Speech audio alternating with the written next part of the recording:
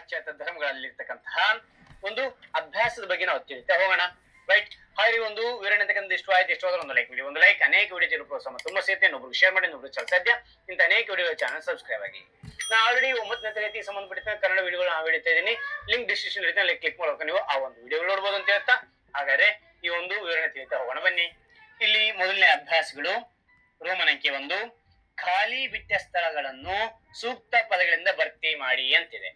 Okay, ಮೊದಲನೇ ನೋಡಿ, ಯಹೂದಿ ಧರ್ಮದ ಮೂಲ ಪುರುಷ ಅಂತ ಕೇಳಿದ್ರೆ ಮೂಲ ಪುರುಷ ಯಾರಂದ್ರಿನ ಅಬ್ರಹಂ ರವರು, ಅಬ್ರಹಂ ಅಂತ.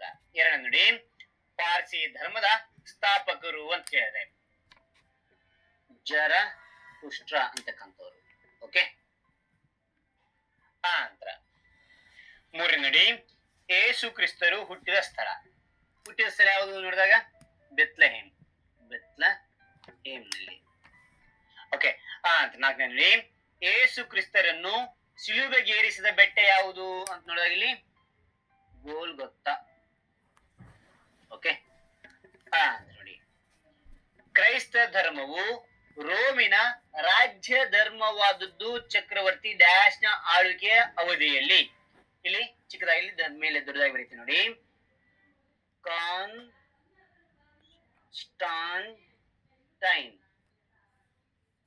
ಓಕೆನಾ ಅಂತ. ಆರನೇ ನೋಡಿ, ಮೊಹಮ್ಮದ್ ಪೈಗಂಬರರು ಹುಟ್ಟಿದ ಸ್ಥಳ ಕೇಳಿದರೆ ಮೆಕ್ಕ. ಓಕೆನಾ, ಕಾಕವತ್ತು. ಓಕೆ ಅಂತ. ಇಸ್ಲಾಂನ ಪವಿತ್ರ ಗ್ರಂಥ ಕೇಳಿದರೆ ಪವಿತ್ರ ಗ್ರಂಥ ಕುರಾನ್. ಓಕೆ ಅಂತ. ಎಂಟನೇ ನೋಡಿ, ಮೊಹಮ್ಮದ್ ಪೈಗಂಬರರ ಉತ್ತರಾಧಿಕಾರಿಗಳನ್ನು ಡ್ಯಾಶ್ ಎನ್ನುವರು ಏನಂತಾರೆ ಅವ್ರನ್ನ ಖಲೀಫಾ ಅಂತ ಕರೀತಾರೆ. ಓಕೆ, ಯಾವ ರೀತಿಯಾಗಿ ನೋಟ್ಸ್ ಬರಿತಾ ಹೋಗ್ಬೇಕು ಅಂತ ನಿಮಗೆ ತಿಳಿಸ್ತಾ ಹೋಗ್ತೇನೆ. ಓಕೆನಾ, ಇಲ್ಲಿ ನೋಡಿ, ಅಧ್ಯಾಯ 1 ಅಂತಕ್ಕಂಥದ್ದು ಚಿಕ್ಕದರಿ ಬರ್ರಿ. ಪಾಶ್ಚಾತ್ಯ ಧರ್ಮಗಳು ಅಂತಕ್ಕಂಥದ್ದು ದಪ್ಪನೆ ಅಕ್ಷರದಲ್ಲಿ ಶೀರ್ಷಿಕೆ ಬರಿತಾ ಹೋಗಿ, ಕೆಳಗೆ ಅಂಡರ್ಲೈನ್ ಮಾಡ್ತಾ ಹೋಗಿ. ಈ ಒಂದು ಪಾಠವನ್ನ ಯಾವ ದಿನಾಂಕದಂದು ಬರಿತಾ ಇರ್ತೀರ ಆ ದಿನಾಂಕವನ್ನ ಇಲ್ಲಿ ಮೆನ್ಷನ್ ಮಾಡಿ ಬರಿತಾ ಹೋಗಿ. ಅದಾದ ನಂತರ ಬಿಟ್ಟ ಸ್ಥಳದ ಬರೀ ಮೊದಲನೇ ರೋಮನ್ ಅಂಕೆ. ಅದಾದ ನಂತರ ಏನ್ ಮಾಡ್ತೀರ ಅಂದ್ರೆ ಎರಡನೇ ರೋಮನ್ ಅಂಕೆ ಹಾಕಿ ಈ ಕೆಳಗಿನ ಪ್ರಶ್ನೆಗಳಿಗೆ ಗುಂಪಿನಲ್ಲಿ ಮಿತ್ರರೊಂದಿಗೆ ಚರ್ಚಿಸಿ ಉತ್ತರ ಬರೆಯಿರಿ ಅಂತಕ್ಕಂಥದ್ದು ಬರೆದು. 9ನೇ ಪ್ರಶ್ನೆ, ಯಹೂದಿ ಧರ್ಮದ 10 ಕಟ್ಟಡಗಳು ಪಟ್ಟಿ ಮಾಡಿ ಅಂತಕ್ಕಂಥದ್ದು ಪ್ರಶ್ನೆಗೆ ಉತ್ತರ ಕೊಡ್ತಾ ಹೋಗಿ.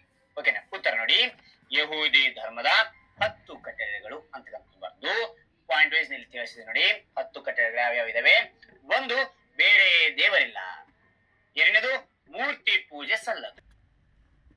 3ನೇದು, ದೇವರ ಹೆಸರಿಗೆ ಕಳಂಕ ತರಬಾರದು. 4ನೇದು, ಸಬ್ಬತ್ ದಿನವನ್ನು ಪವಿತ್ರವೆಂದು ಕಾಣುವುದು. 5ನೇದು, ತಂದೆ ತಾಯಿಯರನ್ನು ಗೌರವಿಸುವುದು. 6ನೇದು, ವ್ಯಭಿಚಾರ ಸಲ್ಲದು. 7ನೇದು, ಕಳ್ಳತನ ಮಾಡಬಾರದು. 8ನೇದು, ಕೊಲೆ ಮಾಡಬಾರದು. 9, ಸುಳ್ಳು ಹೇಳಬಾರದು. 10, ಅಸೂಯೆ ಪಡಬಾರದು ಅಂತಕ್ಕಂಥದ್ದು 10 ಕಟ್ಟಳೆಗಳು. ಓಕೆ, ಮುಂದಿನ ಪ್ರಶ್ನೆ ನೋಡ್ತೋಣ. 10ನೇ ನೋಡಿ, ಪಾರ್ಸಿ ಧರ್ಮವು ವೈದಿಕಾಚರಣೆಗಳಿಗೆ ಹತ್ತಿರವಾಗಿದೆ ಸಮರ್ಥಿಸಿ ಅಂತ ಹೇಳಿದ್ದಾರೆ. ಈ ಒಂದು ಪಾರ್ಸಿ ಧರ್ಮಕ್ಕೂ ವೈದಿಕಾಚರಣೆಗೂ ಹತ್ತಿರವಾಗಿರ್ತಕ್ಕಂಥದ್ದು ಯಾವ್ಯಾವು ಅಂತಕ್ಕಂಥದ್ದು ನೋಡ್ತೋಣ. ಉತ್ತರ, ಪಾರ್ಸಿ ಧರ್ಮವು ವೈದಿಕಾಚರಣೆಗೆ ಹತ್ತಿರವಾಗಿದೆ. ಉದಾಹರಣೆ ನೋಡುವುದಾದ್ರೆ ಒಂದೊಂದಾಗಿ ಹೇಳ್ತಾ ಹೋಗ್ತೇನೆ. ಮೊದಲನೇ ಪಾಯಿಂಟ್, ಒಳಿತು ಗೆಲುವು ಸಾಧಿಸುತ್ತದೆ ಅಂತಕ್ಕಂಥದ್ದು. 2ನೇದು, ಮಾನವನು ಒಳಿತನ್ನು ಆಯ್ಕೆ ಮಾಡಿಕೊಳ್ಳಬೇಕು ಅಂತಕ್ಕಂಥದ್ದು. 3ನೇದು, ಇವರ ಸೂರ್ಯೋಪಾಸನೆ ಅಂತಕ್ಕಂಥದ್ದು. 4ನೇ ಪಾಯಿಂಟ್ ನೋಡಿ, ಪಾರ್ಸಿ ಧರ್ಮ ಗ್ರಂಥವಾದ ಅವಸ್ಥಾದಲ್ಲಿ ಪದ್ಯ, ಶ್ಲೋಕ, ಸಾಹಿತ್ಯವನ್ನು ಗಾಥಾ ಎಂದು ಅವರ ಪೂಜೆ, ಆರಾಧನೆ, ಆಚರಣೆಗಳ ಸಂಬಂಧಿಸಿದ ಭಾಗವನ್ನು ಯಶ್ನ ಎಂದು, ಇವೆಲ್ಲವೂ ಸಂಸ್ಕೃತ ಮೂಲದ ಪದಗಳು ಎಂದು ಗಮನಿಸಬಹುದು ಅಂತಕ್ಕಂಥದ್ದು. ಓಕೆ, ಮುಂದೆ ನೋಡ್ತೋಣ.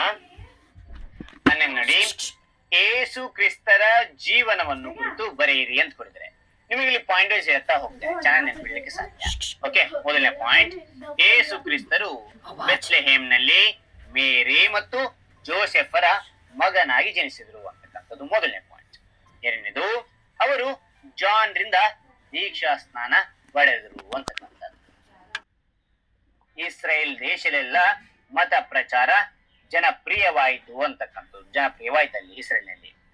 4ನೇ ಪಾಯಿಂಟ್, ಆಗ ಯಹೂದಿಯರು ಅವರನ್ನು ವಿರೋಧಿಸಲು ಪ್ರಾರಂಭಿಸಿದ್ರು ಅಂತಕ್ಕಂಥದ್ದು. ಓಕೆ. 5ನೇ ಪಾಯಿಂಟ್, ಅವರು ಬಡವರಿಗೆ, ರೋಗಿಗಳಿಗೆ ಸಹಾಯ ಮಾಡುತ್ತಿದ್ದರು ಅಂತಕ್ಕಂಥದ್ದು. 6ನೇ ಪಾಯಿಂಟ್ ನೋಡಿ, ಯೇಸು ಅಸಾಮಾನ್ಯ ಶಕ್ತಿಯ ಮೂಲಕ ಬಡವರ ಸಂಕಷ್ಟಗಳನ್ನು ಪರಿಹರಿಸಲು ಮುಂದಿರುತ್ತಿದ್ದರು ಅಂತಕ್ಕಂಥದ್ದು. 7ನೇ ಪಾಯಿಂಟ್ ನೋಡಿ, ಯೇಸು ಕ್ರಿಸ್ತರು ಜೆರುಸಲೇಮ್ಗೆ ಭೇಟಿ ನೀಡಿದಾಗ, ನೋಡಿ ಇಲ್ಲಿ ಬರ್ಬೇಕು, ಕ್ರಿಸ್ತರು ಇದಾದ ನಂತರ ಇಲ್ಲಿ ಬರ್ಬೇಕು. ಓಕೆನಾ. ಜೆರುಸಲೇಮ್ಗೆ ಭೇಟಿ ನೀಡಿದಾಗ ಯಹೂದಿಗಳು ಅವರನ್ನು ಬಂಧಿಸಿದ್ರು ಅಂತಕ್ಕಂಥದ್ದು. 8ನೇ ಪಾಯಿಂಟ್ ನೋಡಿ, ಯೇಸುರನ್ನು ರೋಮನ್ ರಾಜ್ಯಪಾಲನಾದ ಪಾಂಟಿಯಸ್ರಿಗೆ ವಶಕ್ಕೆ ಒಪ್ಪಿಸಿದ್ರು. ನಂತರ 9ನೇ ಪಾಯಿಂಟ್, ಇವರನ್ನು ಗೋಲ್ಗಥಾ ಎಂಬ ಬೆಟ್ಟದ ಮೇಲೆ ಶಿಲುಬೆಗೇರಿಸಿದ್ರು ಅಂತಕ್ಕಂಥದ್ದು, ಇಲ್ಲಿ ಗೋಲ್ಗೊಥಾದಲ್ಲಿ. 10ನೇ ಪಾಯಿಂಟ್ ನೋಡಿ, ಈ ದಿನವನ್ನು ಗುಡ್ ಫ್ರೈಡೆ ಎಂದು ಆಚರಿಸಲಾಗುತ್ತದೆ ಅಂತಕ್ಕಂಥ. 12ನೇ ನೋಡಿ, ಯೇಸು ಕ್ರಿಸ್ತರ ಬೋಧನೆಗಳನ್ನು ಪಟ್ಟಿ ಮಾಡಿ ಅಂತ ಕೊಟ್ಟಿದ್ದಾರೆ. ಉತ್ತರ, ಯೇಸು ಕ್ರಿಸ್ತರ ಬೋಧನೆಗಳ ಪಟ್ಟಿ. ಈ ಪಟ್ಟಿಗಳನ್ನು ನೋಡೋದಾದ್ರೆ ಒಂದೊಂದೇ ಪಾಯಿಂಟ್ ಹೇಳ್ತಾ ಹೋಗ್ತೇನೆ. ದೇವರು ಒಬ್ಬನೇ, ದೇವರು ಸರ್ವ ಜೀವರಾಶಿಗಳ ತಂದೆ. 2ನೇ ಪಾಯಿಂಟ್ ನೋಡಿ, ಪ್ರತಿಯೊಬ್ಬರಲ್ಲಿ ಸಹೋದರತ್ವ ಭಾವನೆ ಇರಬೇಕು. 3ನೇದು, ನಾವು ಕಷ್ಟದಲ್ಲಿರುವವರನ್ನು ಪ್ರೀತಿಸಿದರೆ ದೇವರನ್ನು ಪ್ರೀತಿಸಿದಂತೆ. 4ನೇದು, ಪರರಿಂದ ಯಾವುದನ್ನೂ ಬಯಸದೆ ನಾವು ಅವರ ಸೇವೆಯನ್ನು ಮಾಡಬೇಕು ಅಂತಕ್ಕಂಥದ್ದು.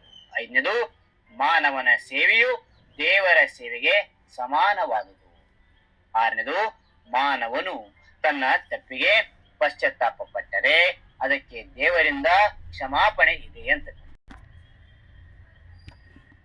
ಶತ್ರುವನ್ನು ನೀನು ಪ್ರೀತಿಸುವಂತಕ್ಕಂಥದ್ದು. 8ನೇದು, ನಿನಗೆ ಕೆಟ್ಟದ್ದನ್ನು ಬಯಸುವವರಿಗೆ ನೀನು ಒಳ್ಳೆಯದನ್ನು ಬಯಸುವಂತ.